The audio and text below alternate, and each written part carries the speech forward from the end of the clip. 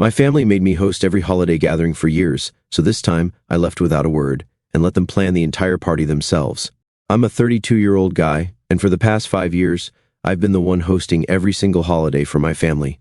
I'm talking Thanksgiving, Christmas, Easter, even minor holidays like Memorial Day. If it's a chance for the family to gather, it's at my place. It wasn't always my job, but when my grandma passed, the role sort of fell to me. She hosted for over 30 years, and I guess everyone just expected me to pick up where she left off.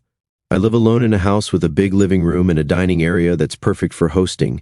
It's nothing fancy, but it's got enough space for everyone. My older brother, who's 35, lives nearby in a similar-sized place, but it's never been on the table for him to take over. It's always just been a given that I'd host. He has a wife and 2 young kids, and whenever the idea of hosting comes up, he just brushes it off, saying how his place is too chaotic for a big gathering. Over the years, the family has gotten bigger. There are cousins with their own kids, aunts and uncles, some of them getting older. A typical holiday means about 20 people in my house. It's loud, there are kids running around, and everyone's got their own expectations. They like the way I cook, how I set up the decorations, and how I make everything feel just like Grandma used to. I've tried to keep up with it all, bought new tablecloths, different lights for Christmas, and even those fancy serving dishes that I never use outside of these events. But here's the thing, the costs keep adding up. Between the food, drinks, decorations, and little extras to keep the kids entertained, it's not cheap, and I'm the one paying for it all. Last year I did the math and realized that I spent enough to cover a decent vacation for myself, something I haven't done in years because every extra penny seems to go into these gatherings. Around this time last year, I finally got the courage to ask my family for a bit of help.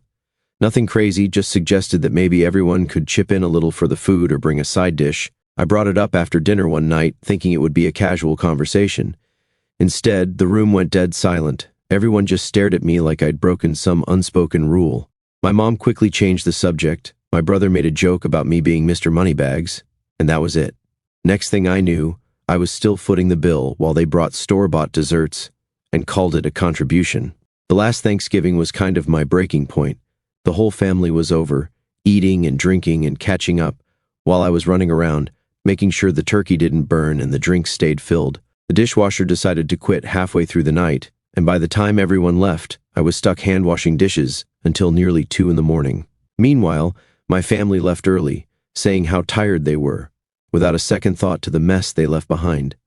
I think that's when it hit me, how little time I actually get to enjoy these holidays myself.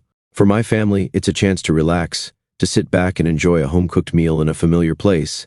But for me, it's become a full-time job. I wake up at the crack of dawn to start prepping, and by the time I'm finished cleaning up, it's like the day just vanished. And the pressure isn't just about the time and money, it's about the expectations. Every time I hint that maybe I won't host the next one, my mom just brushes it off with comments like, "But you're so good at it," or, "It wouldn't be the same anywhere else." I even tried to bring it up gently at Christmas last year, saying something like, "Maybe it's time to pass the torch." My mom just looked at me and said, "Well, where else would we go?" My brother, of course, didn't jump in to offer his place. He just nodded along, like he didn't have a stake in it. I couldn't help but feel a bit resentful. It's not like he doesn't have the space or the means to help out, he just doesn't want the hassle.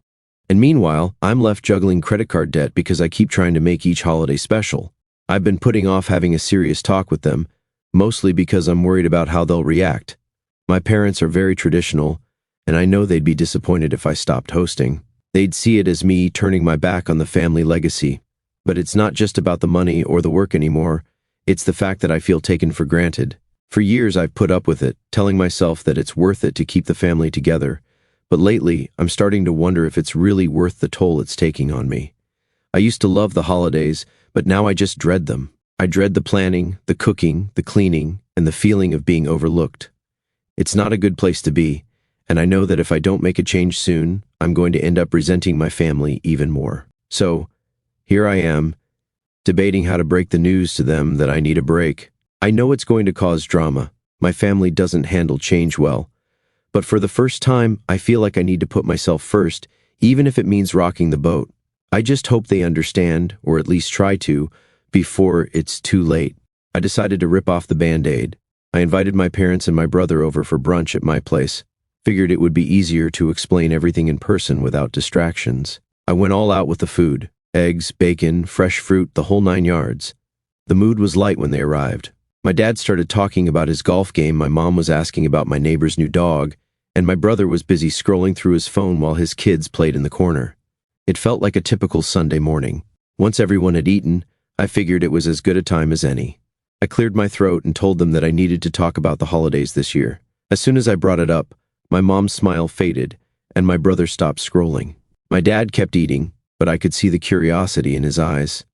I went straight into it, explaining that hosting was getting to be too much for me. I talked about the costs, how I've been putting everything on my credit card, and how I haven't really been able to enjoy the holidays myself. For a few seconds, there was just silence. My dad finally broke it, waving his hand like he was brushing away a fly.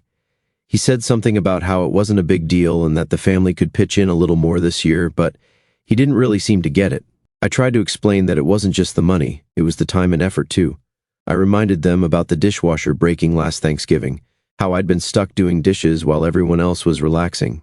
I could see my mom starting to frown, her face getting that pinched look she always gets when she doesn't like what she's hearing.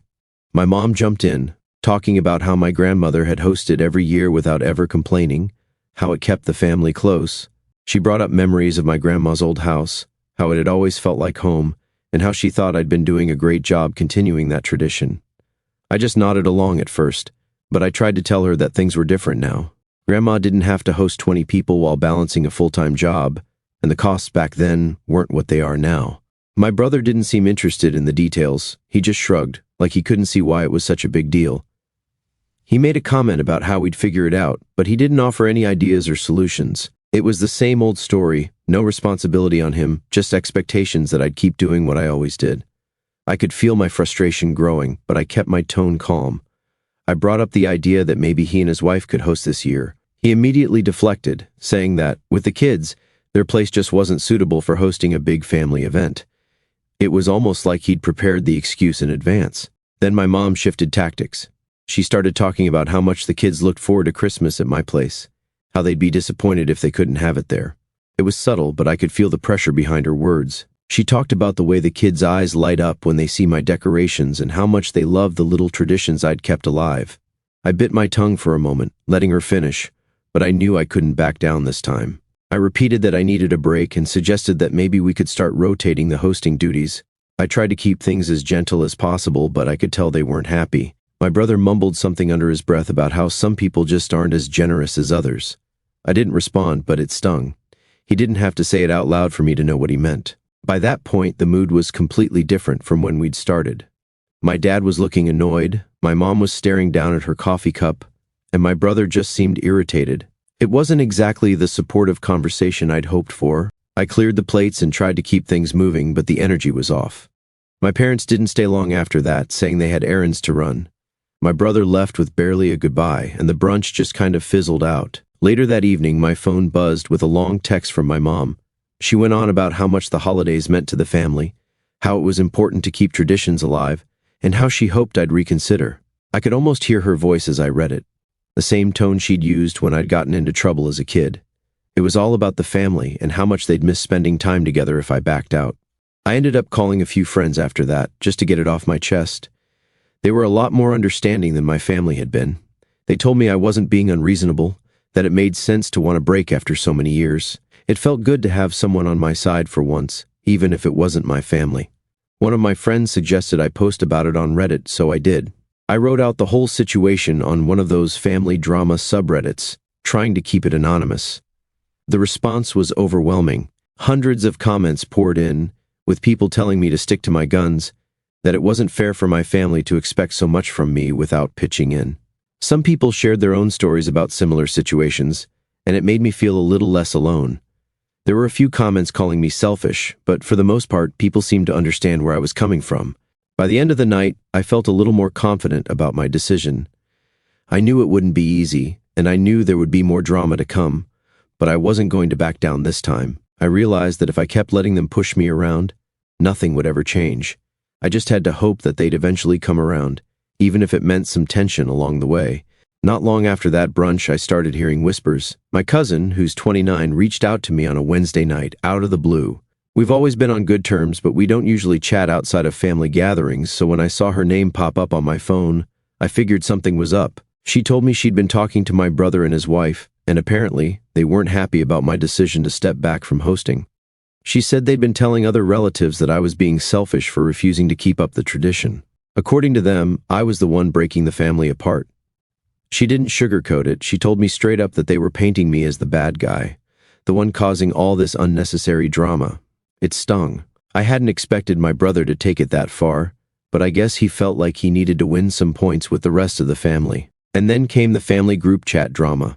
A few days later, someone, I'm pretty sure it was my mom, dropped a message about how much they'd miss our usual Christmas at my place. It was vague, but the intent was clear. A few aunts and cousins chimed in, saying how different it would feel and how it wouldn't be the same. Nobody mentioned me directly, but it was like everyone knew who they were talking about. It made me feel like I'd thrown a wrench into the family plans, like I was the one ruining their holiday. My cousin messaged me privately again after that, saying she understood why I wanted to take a step back. She even admitted she was frustrated with how nobody ever helped out when I hosted, how they all just showed up, ate, and left. It was nice to know someone saw things from my perspective. She also let slip a little secret that caught me off guard. My brother and his wife were planning a vacation to Europe next summer. They'd been saving up for it for a while now. I was stunned. Here's my brother complaining that I'm being selfish, refusing to chip in for holiday expenses, but meanwhile, he's planning a luxury trip? The same guy who acted like pitching in a bit for Christmas dinner was too much to ask? It felt like a punch to the gut. I debated confronting him about it right away, but I decided to hold off. I needed time to figure out what to say without making the whole situation even worse. The tension with my parents didn't let up either. They kept calling every few days, asking if I'd changed my mind yet about hosting Christmas. It was like they thought I'd eventually cave if they kept the pressure on. Each call was a reminder that they didn't really hear me back at that brunch. It was always the same thing. How it wouldn't feel like Christmas if we didn't gather at my place. How my grandma would want the tradition to continue. They didn't seem to realize that I needed a break, or they just didn't care. At this point, I was starting to feel the weight of everything I'd put into these holidays. One night, I sat down with my receipts and credit card statements from the past few years. I tallied up how much I'd spent on food, decorations, gifts, and everything else that went into making each holiday special. When I saw the total, I couldn't believe it. It was enough for a down payment on a car. I'd been blowing all this money to keep up a tradition that no one else even bothered to support financially. It made me feel foolish, but more than that, it made me angry. That cousin of mine, she was the only one offering any kind of support. She suggested hosting a small holiday gathering herself this year, something different, just for a change of pace. It was a nice gesture, and I appreciated it. So, I brought up the idea to my parents. I told them maybe we could go to her place this year, keep it low-key. But they shot it down almost immediately, saying it wouldn't be the same as it is at my house. They acted like I hadn't even said anything, and the conversation shifted back to their usual guilt-tripping. Eventually, I had a private talk with my brother. I tried to keep it casual, like I wasn't too bothered, but I brought up the vacation plans I'd heard about. He got defensive right away, accusing me of being jealous. He didn't see any connection between that trip and what I'd been asking for. He acted like they were two completely separate things. His trip was their reward for saving up, while me asking for help was me being unreasonable. We went back and forth for a bit, but I could tell he wasn't going to change his mind. He kept insisting that I was overreacting, that I was the one making things difficult. After that, things got awkward between us. We'd see each other at smaller family get-togethers, and there was this tension hanging in the air. Our conversations were short, with these uncomfortable silences in between. It was like there was this unspoken thing between us now, and neither of us wanted to address it directly.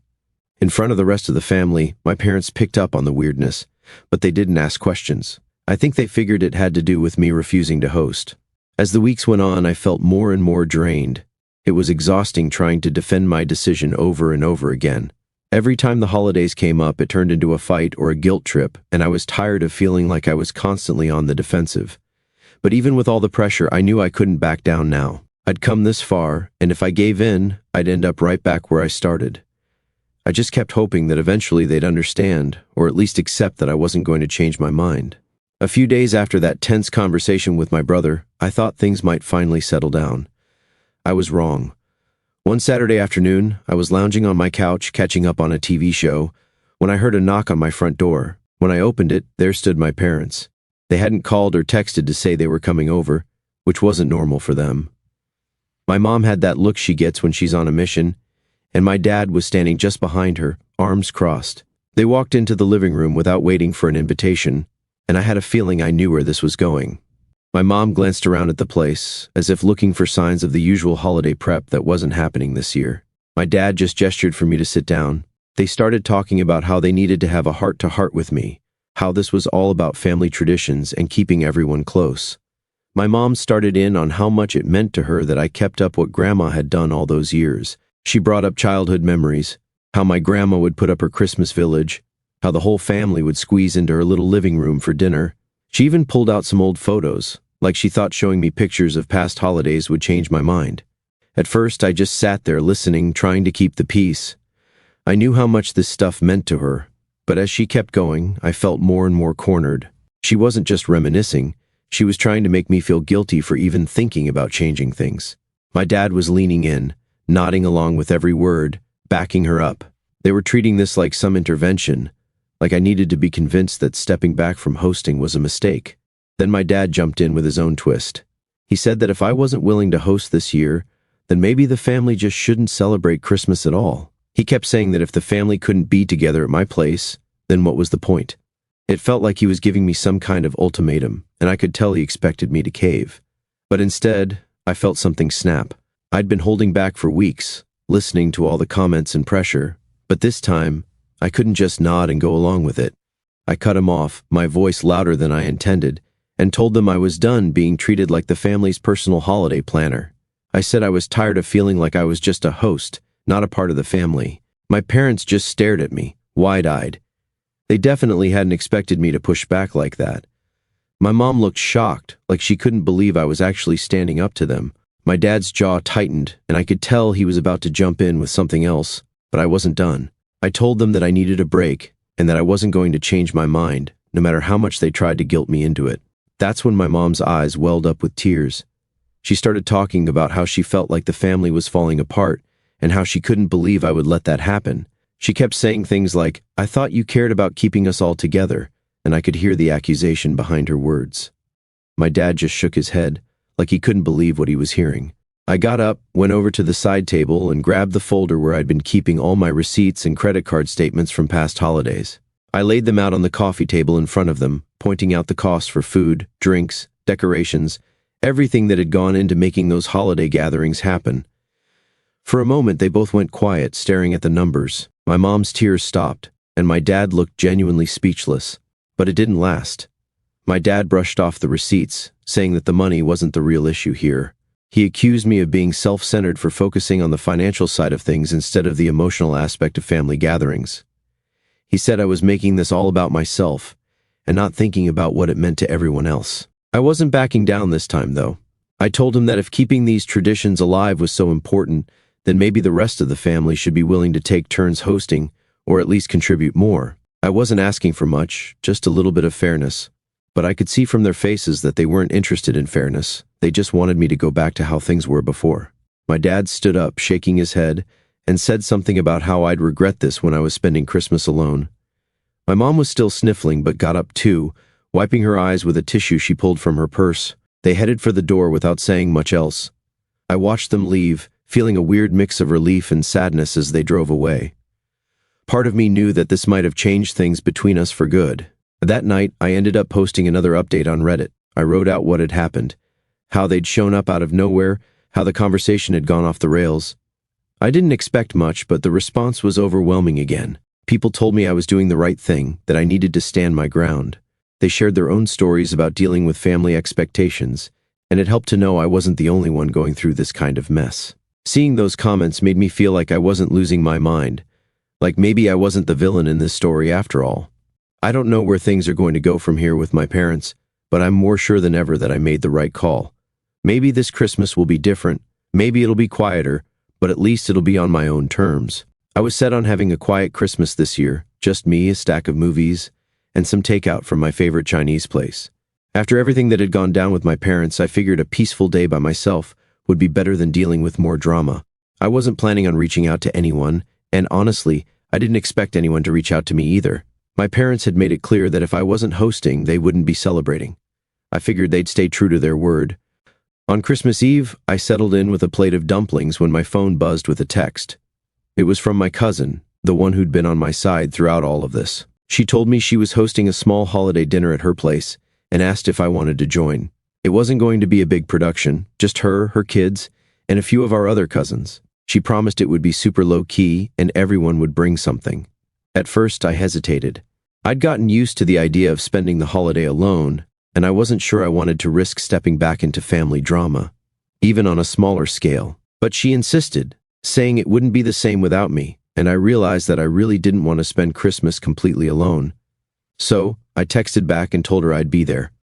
Her place was cozy, with a few decorations up but nothing over the top like the kind of setup I used to do. She had a simple tree in the corner and a table covered with food that everyone had pitched in to bring. It was a different vibe from the big family Christmases we'd had at my place, more relaxed, less polished, but in a way that made it feel more genuine. There were only a handful of us, my cousin, her husband, their 2 kids, and a couple of our other cousins with their kids. Everyone seemed happy to just be together, without the pressure of a picture-perfect holiday. People brought dishes they'd made at home, from casseroles to pies. We sat around the table, sharing stories and eating until we couldn't move. It was the first time in years that I wasn't running back and forth to the kitchen or worrying about making sure everything was perfect. Just when I thought the night couldn't surprise me anymore, my brother showed up. He'd heard about the gathering through our cousin and arrived looking a little awkward, like he wasn't sure if he should be there. He didn't bring his wife or kids, which was unusual for him. He just walked in, hands in his pockets, and gave me a small nod. It was strange, but I let it slide and grabbed him a plate. After dinner, he pulled me aside while everyone else was chatting in the living room. It wasn't like him to want to talk one-on-one, so I knew he had something on his mind. He apologized, stumbling over his words. He admitted that he might have overreacted to me stepping back from hosting, and that he hadn't thought about how much work it really was for me. All these years I decided not to beat around the bush, and brought up the vacation plans I'd heard about. He seemed embarrassed, shuffling his feet, and mumbling that they'd been saving up for it for a while. He explained that they hadn't meant to hide it from me, but he knew it looked bad, given how he'd reacted when I asked for help with the holidays. He admitted that maybe they could have pitched in more. I told him I wasn't angry about the vacation, I just wanted my decision to be respected. I laid it out clearly. I needed a break from hosting, and that wasn't going to change. I told him that if the rest of the family wanted the holidays to stay as special as they used to be, they needed to step up too. He nodded slowly, like he was really listening for the first time. It wasn't some miracle moment where everything suddenly got better between us, but I could feel the tension ease a little. He promised we'd talk more in the new year about how to make things fairer going forward. It wasn't perfect, but it felt like a step in the right direction. We rejoined the group, and for the rest of the night, things felt a little less strained between us. My parents didn't reach out on Christmas Day, just like they'd said. It was strange not hearing from them, especially since they'd always made such a big deal out of family being together during the holidays. I tried not to dwell on it too much, focusing instead on enjoying the evening at my cousin's place. Still, I couldn't help but feel a pang of sadness that things had gotten to this point. That night, after I got back home, I posted another update on Reddit. I talked about the dinner at my cousin's place, how my brother had shown up and actually apologized. The responses poured in, with people saying how proud they were that I'd stood my ground and that it sounded like my brother was starting to come around. A lot of folks reminded me that setting boundaries is hard, but it's necessary, even when it means dealing with some uncomfortable moments. As I looked ahead to the new year, I felt a sense of determination. I knew things wouldn't magically fix themselves overnight, but I was committed to maintaining my boundaries, no matter how much pushback I got. It wasn't about winning or losing anymore. It was about making sure I didn't end up in the same place I'd been in for the last 5 years. It wasn't going to be easy, but for the first time in a while, I felt like I could handle whatever came next. New Year's Day rolled around, and I had just finished cleaning up from a small get-together with a few friends when my phone rang. It was my mom. She sounded different this time, quieter, more subdued than I'd ever heard her. I could tell right away that she wasn't calling to push me about hosting. She asked if she and my dad could come over to talk things through. She emphasized that it wouldn't be another argument, just a chance to finally understand each other. I hesitated. The last time we talked face-to-face, it hadn't gone well. But she sounded sincere, so I agreed, on the condition that this would be a calm conversation, not another attempt to guilt-trip me into changing my mind. She agreed, and they made plans to come over that afternoon. When they arrived, it wasn't like the last time. My mom wasn't holding on to old photo albums or trying to bring up family memories. My dad didn't have that look of frustration he'd had during our last talk. They sat down on the couch, looking almost nervous. My mom started by apologizing for how they'd handled everything. She said they hadn't realized how much they'd been taking me for granted. My dad nodded, saying he hadn't meant to make it seem like I was selfish for wanting a break. Then my mom did something I didn't expect. She started talking about her own struggles with losing my grandma. She explained how, after Grandma passed, she'd clung to the holiday traditions because they made her feel like a piece of my grandma was still there with us. She said that when I took over hosting, it felt like a way to keep that connection alive. But she admitted that she hadn't thought about what it might have been like for me to take on that responsibility all by myself. It was the first time I'd seen my parents open up like that. Hearing my mom talk about how hard it had been for her made me understand a little better why they'd been so resistant to change. I could see that this wasn't just about wanting things to stay the same. It was about them trying to hold on to a part of the past. It didn't excuse everything, but it made some of their reactions make more sense. I told them that I hadn't meant to hurt them either, but that it had been exhausting to handle the holidays on my own for so long. I explained how it felt like no one really saw what I was doing or how much effort it took, and how, after a while, it made the holidays feel like a burden instead of something to look forward to. My mom teared up again, but this time, it wasn't from anger. She said she wished she'd realized sooner, and that she never wanted me to feel that way. My dad took a deep breath and suggested that maybe we could find a compromise. He proposed that instead of sticking to the old tradition, we could start having smaller, more informal gatherings throughout the year. He thought it might be a way to keep the family close without putting all the pressure on one person. My mom seemed a little hesitant but nodded along, agreeing that it was worth a try.